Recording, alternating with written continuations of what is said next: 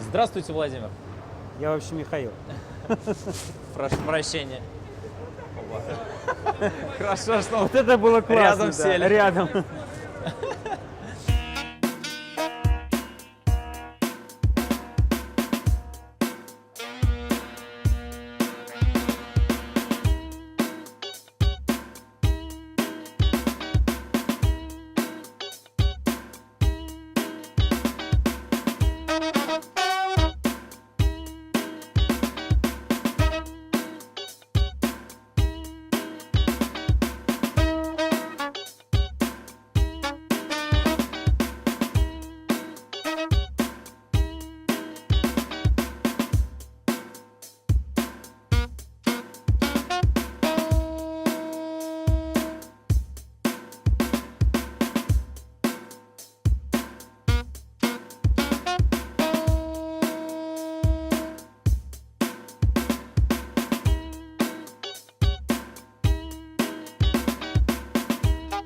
Здравствуйте. Здравствуйте. Мы очень рады, что нам удалось попасть к вам на арену и взять у вас интервью здесь и немного узнать про цирк.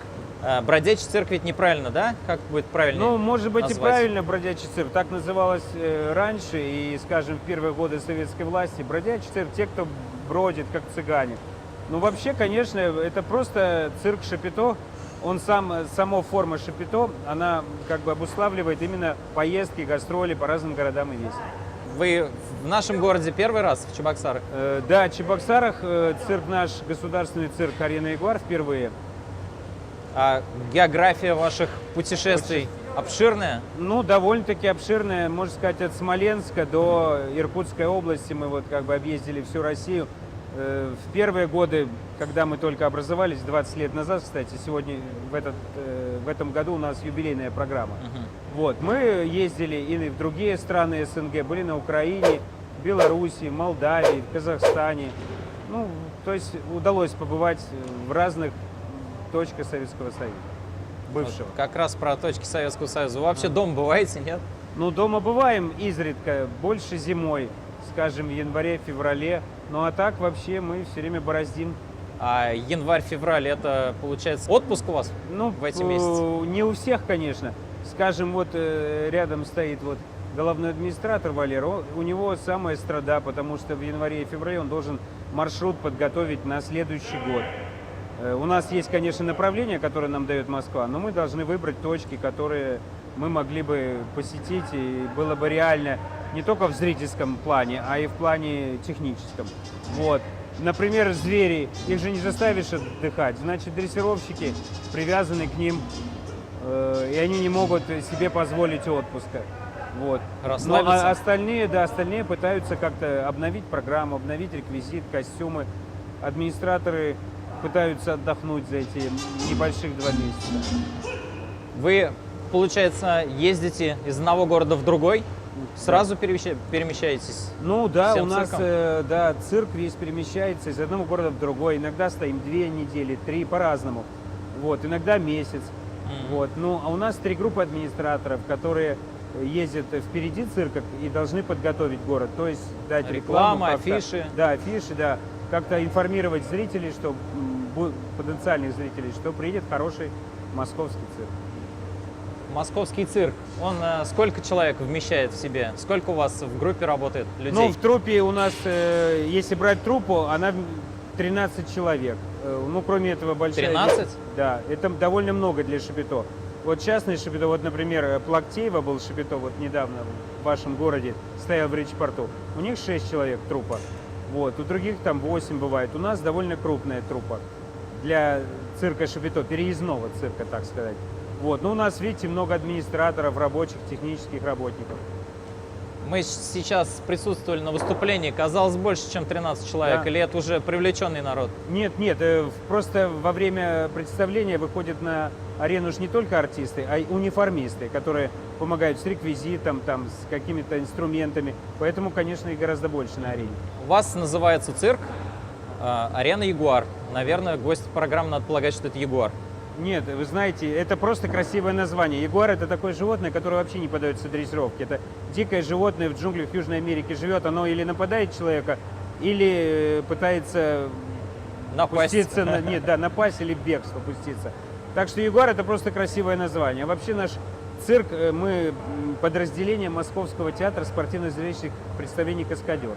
И основателем нашего цирка был самый лучший конник всех времен, который жил в Советском Союзе, знаменитый Махарбек Кантемиров. Его многие зрители, особенно приличного возраста, знали по популярному советскому фильму «Не бойся, я с тобой». Он там с Львом Дуровым снимался. Махарбек Кантемиров делал уникальные просто номера на лошадях. Например, он делал сальто с лошадью, что никто до сих пор в мире повторить не может. Вот. Он стоял как бы у истоков нашего цирка 20 лет назад. Вот. Так что у нас довольно необычный цирк. У нас бывают очень редкие животные. Например, у нас пятиногая корова выступала, что, скажем, в цирке Главковском невозможно. Да? Откуда вы ее взяли? Ну, мутант такая родилась, попала в цирк. Это не в каком? Не в Донецке она родилась? Нет, нет. Она, по-моему, родилась в Армении, если я не путаю. Но это было давно. С ней выступает Майя Кирсанова, дрессировщик. Вот. У нас очень необычные номера бывают. То есть мы немножко более свободны в постановке представления, чем, скажем, главковский цирк. А кто гость программы все-таки у вас? Ну, я думаю, что особенно для детворы самое главное это тигры и львы обычно. Ну, это самый, как бы такой продукт более продаваемый. Вот. Ну, гостей программы у нас немало. У нас прекрасный клоун. Вот. Зрители, которые сегодня были на представлении, очень его хвалили, благодарили. У нас прекрасные канатоходцы, они вот приз в Китае взяли. У нас чудесная аэрогруппа «Цунами» воздушная, гимнастов. Так что у нас как бы не делается как бы ставка на один номер. Мы стараемся собрать программу, чтобы все было интересно. А то да, бывает, например, вот цирк Шатировых бывает, да, например, у них слоны, и братья Шатировы выступают, а все остальное там уже слабенько, особенно да? смотреть нечего, потому что смета, она же ограничена, понимаете, и сильно большой аттракцион съедает всю смету. У нас немножко стратегия другая. Мы хотим, чтобы зрителям было интересен любой номер, и мы ищем необычных артистов. Вот, например, Максим с Настей, у нас воздушные гимнасты, которые делают номер «История любви». Они вот получили приз зрительских симпатий в Монте-Карло, например, когда были совсем юными артистами. То есть мы стараемся привлекать как необычных артистов. Ну вот, если мыслить стереотипно, у вас есть волосатая женщина, карлик и силач. Ну, Сейчас вообще это цирк, отошло видите, всё. называется «Полосатый рейс», да? Вот, это, конечно, из-за тигров, да. Карлик у нас есть лилипут в программе, у нас есть 3-метровый медведь. Ну, вот. Какой? Приходите, Самка. посмотрите. Ну, будем Нет, считать, это нет, волосатая нет. женщина. Вот, да. Силач тоже есть, конечно. Вот. Ну, приходите, я думаю, что будет интересно, будет любопытно и взрослым, и детям. Это, да, действительно очень любопытно. Мы сейчас, потому что успели посмотреть часть, отступление такое в детство. Очень понравилось.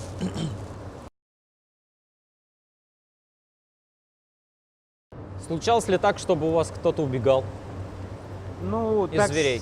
сильно не случалось. Было год, что ли, назад, или полтора, мы были в Ханты-Мансийске. Привезли маленького львенка. Он уже сейчас большой лев. И его оставили, потому что он был совсем маленький, а у других была репетиция. И он совсем малюсенький, а фуры у нас серьезно закрываются, там с толстыми такими стеночками. Как он ее открыл, неизвестно, но он умудрился ее открыть и сбежать, ну, скажем, метров на 100-150.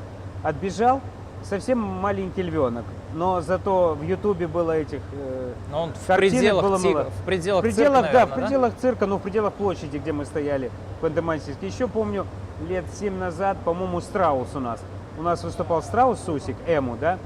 Вот. У него, конечно, его природа заставляет, ему уже надо много пространства, много бегать, вот.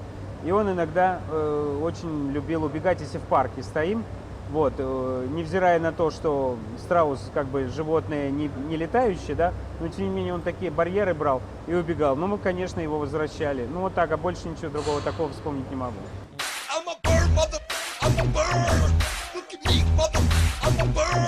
Никто никого не ел? Нет, что вы. У нас государственный цирк, у нас охрана труда и охрана зрителей, конечно, все это предусмотрено. У нас худсовет принимает каждый номер, поэтому у нас совершенная безопасность. Ваш дрессировочный процесс, он построен на процессе дрессировочном Дурова?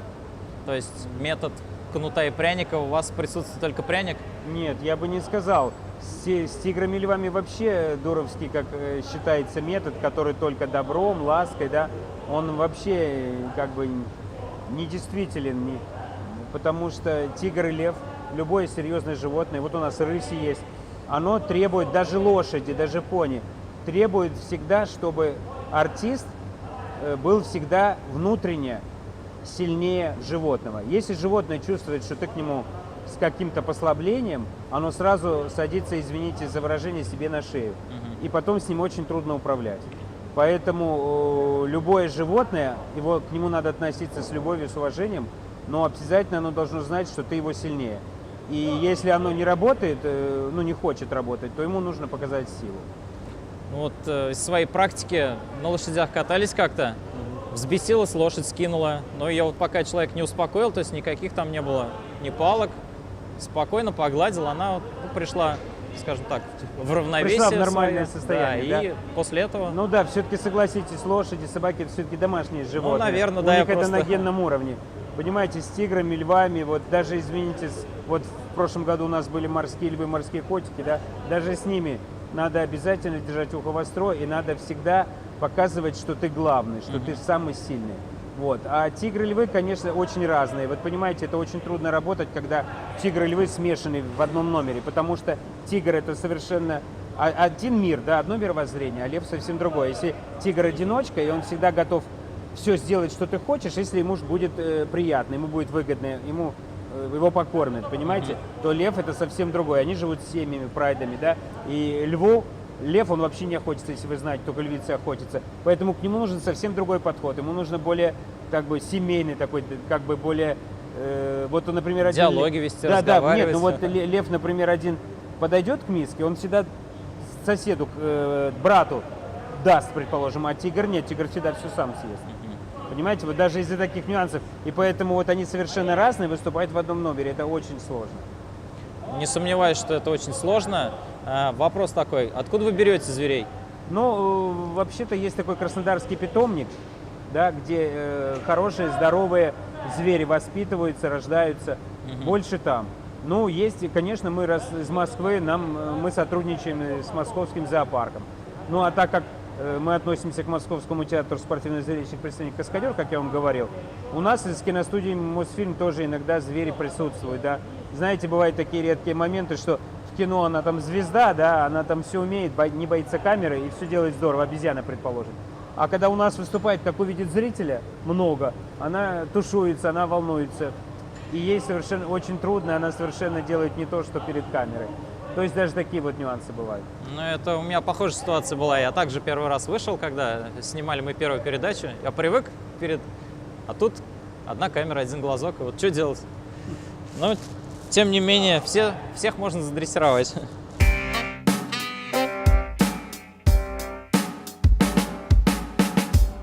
Я вообще-то думал, что зверей берут вот именно с маленького возраста. Так и есть. А вы говорите, Нет, у вас нет, с некоторых маленького. Нет, именно с маленького, совсем юного в возраста зоопарке берутся. кого-то и кого-то. Ну, в зоопарке родились кто-то.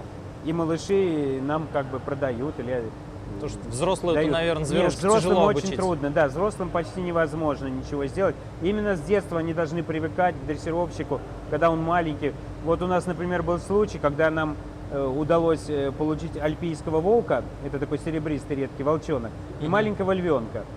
И они жили без матери, ну, естественно, у нас. И были совсем маленькие, с бутылочки с соской выкармливая. А у дрессировщиков был мастиф. Ее звали Джессика, собака, самка, мастиф. И представляете, вот видя двух щенков, я имею в виду львенка и волчонка, у нее появилось молоко. Представляете, и она их кормила молоком.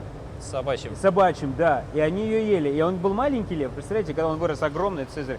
Лев, а и Джессика только выходила, ему сказал «Хоп!», да, он как маленький дурачок боялся и убегал. Хотя она была в 10 раз меньше его. Гены Потому здесь что не гены, предели. да, вот он ее почувствовал как мама, она его выкормила. Так что вот удивительные вещи такие бывают. Но вообще, конечно, все звери с младенчества, совсем юного возраста, и дикобразы, и попугаи, все у нас, и львы, конечно, и тигры, они с самого маленького возраста, ну, скажем, там, с 3-5 месяцев, ну, их там определенные есть моменты, как к ним надо относиться, а дрессировать непосредственные трюки можно, скажем, только с 6 месяцев, не раньше. А вот у леопардов можно, скажем, с 2-3, с младенчества. А То на- есть у каждого животного есть свой подход. На Каждый. пенсию отправляете, нет потом? Ой, на пенсию тоже бывает тяжело, конечно. Медведи старые становятся. Там. Куда вы их? В Мы, зоопарк? конечно, мы отправляем в зоопарк, мы, конечно, их не усыпляем, мы их все жалеем. И вообще, вы знаете, это неправильное отношение. Многие зрители подходят, спрашивают: ой, животных жалко, как они у вас в цирке живут.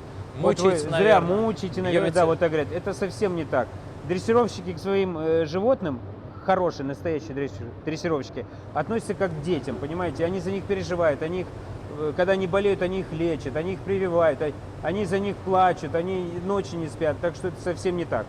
Вот, могу рассказать случай, у нас Робик был такой, Резус, это такой обезьяна, он и в баскетбол играл, и на всех видах транспорта катался, в общем, знаменитый артист был, да. А когда он фотографировался с детьми, это вообще был философ, это был мыслитель роденовский. Но он вел себя немножко нагловато, потому что он знал, что он важный артист. Но один раз у нас на месяц прервались гастроли по техническим причинам, и он посидел в зоопарке 1 месяц. И когда ему там бабуины показали, кто он и где его место, ой, он прилетел в цирк, он всех готов был целовать, он был готов работать 24 месяц в часа в тюрьме? сутки, да, понимаете, только бы, чтобы только в цирке, понимаете? Отбыл срок. Да, да, в зоопарке.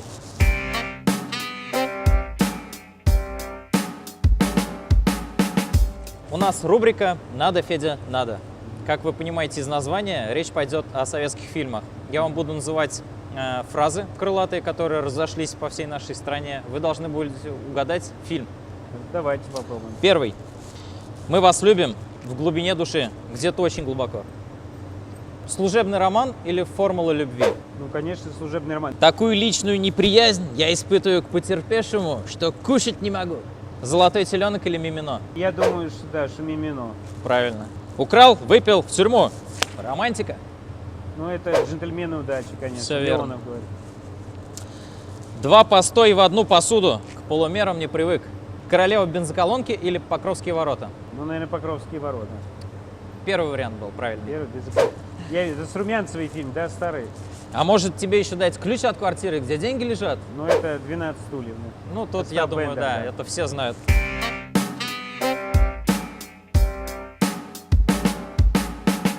За сколько дней собирается вообще полностью цирк и готов к выступлениям?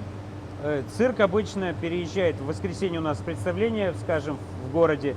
Потом за понедельник он собирается и, скажем, понедельника на вторник в ночь выезжает. Ехать лучше ночью, потому что свободная трасса. У нас же караван. Полдня? Да, за день, ну, за неполные то есть, сутки, скажем, да, за 10-12 часов. Потом мы приезжаем, во вторник мы, скажем, приезжаем, расставляемся, и где-то к четвергу уже цирк стоит полностью. Ну, выглядит как целый город. Вы бы могли дать мастер-класс нашим строителям, чтобы также мосты строили, например? Ну, я думаю, наши технические могли бы, да. Но, во всяком случае, организация труда. Вот вы, наверное, обратили внимание, вы к концу представления пришли, что идет реприза клоуна, и вот эту сложную конструкцию клетки, в которой выступает тигр и львы, она собирается всего там за каких-то 5-6 минут. Здорово, Очень быстро, организованно, да. А сколько машин у вас все это вмещает в себя? Машин сколько? грузовиков? Автомобилей. Вы знаете, автомобилей у нас не так много, потому что это нерентабельно держать, скажем, тягачи, потому что мы по месяцу сидим, они в каком-то городе находимся, Простаивать они будут, простаивают. Естественно, у нас легковых или так полулегковых, скажем, там минивэн, там джипы, ну 5-6 машин и плюс 2 больших КАМАЗа. Остальные мы КАМАЗы нанимаем в каждом городе, А чтобы сколько переехать в другой город. караван, сколько машин? Сколько всего у нас вмещает в себя всё когда мы оборудование? едем, по-моему, 17 машин. Ого, здорово. Много очень. Да, большое хозяйство. При переезде, вот еще хотел уточнить, животные, они все переезжают в клетках, да, ведь они как перевозят? Они не в клетках. Переносят. В клетках они находятся, скажем, в теплое время года, да, на улице. У нас большие вольеры, чтобы им было, ну, как бы просторно, а перевозятся они в специальных фурах. Фуры специально оборудованные, теплые, как бы с теплым полом, вот, и они находятся в этих фурах с перегородками. Вот. Ну и, конечно, животные, если длинный переезд, у них есть какие-то остановки, их дают погулять. Выгуливаете? Да, выгуливают. Их дают попить воды и так далее. Но если длинные переезды, вот как мы в Сибири работали последние годы, там большие расстояния, Вот. Ну, вообще, все оборудовано специально, чтобы животные чувствовали себя полный комфорт при переездах. Как можно устроиться вот в такой цирк гастролирующий? Значит, если что касается рабочих, да, ну, в смысле униформистов, да, которые это строят, прямо в вашем городе вот устроились 2 человека, вот, Саша и Сергей, они работали даже в цирке на Вернадского. То есть ты должен прийти, пройти коллоквиум, собеседование с директором. Там большого ума не надо, там нужно только внимание и серьезное отношение к работе. Что же касается артистов, то артисты у нас все тарифицированы, они все закончили театральное училище, цирковое училище, вузы цирковые и имеют награды. То есть попасть как артисту к нам намного сложнее. Интересно. Я обычно делаю селфи с гостями. Давайте мы сейчас с вами тоже сделаем прям Давай. в передаче. Сейчас я только найду телефон.